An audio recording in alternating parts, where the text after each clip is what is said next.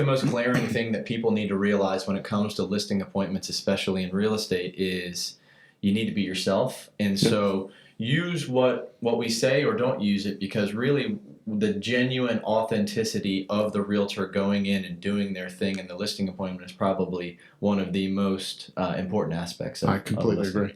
So I use this, so of course I'm from Georgia, so everything's a damn story, like we talk about all the time, right?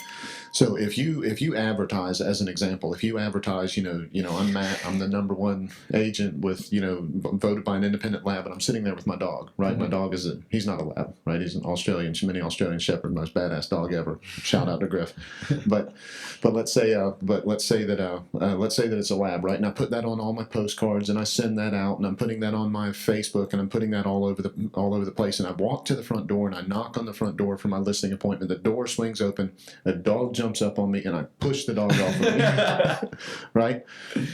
People feel like if what was advertised to them doesn't show up, that you lied. Yeah. And sometimes they might not even know it. Right. So if you're in a suit in your pictures and you show up in jeans and a t-shirt, something doesn't match, right? So one of the biggest things I would say to start with is make sure that what you advertise, what other people, if it's a referral, the way that people referred you, make sure you have a conversation with the person that referred you. Don't just say, "Oh yeah, thanks, I'll get in touch with them."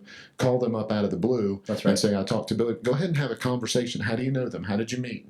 Have a conversation with the person that's referring. Understand the advertising medium that they got you from. Correct. So that when you show up, you can actually be who you're supposed to be. Right. Whenever you knock on the front door. Right.